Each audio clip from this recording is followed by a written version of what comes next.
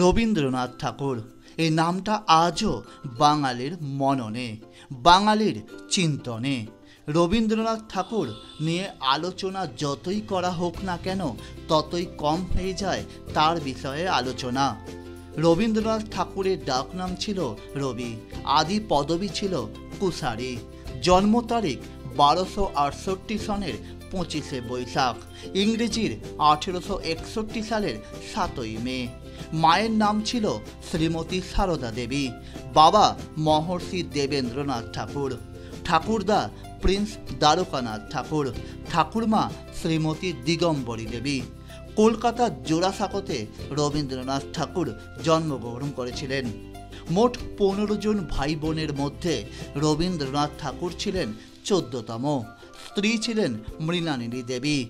রবীন্দ্রনাথের ছিল 5 সন্তান, কন্যা মাধুরীলতা, রেণুকা রানী ও মীরা, এবং পুত্র ছিলেন রথীন্দ্রনাথ ও সমেন্দ্র।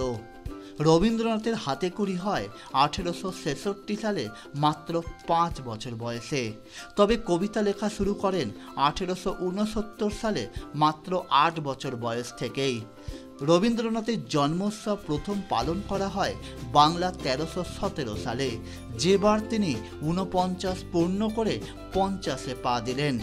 বাংলা 1318 সালের 25শে বৈশাখ, ইংরেজির 1911 সালের 8ই মে তিনি 50 বছর পূর্ণ করেন। সেবারই প্রথম জাঁকজমক করে তার জন্মদিন উদযাপিত হয় শান্তিনিকেতনে। সায়নদের রিপোর্ট, টার্গেট নিউজ, কলকাতা।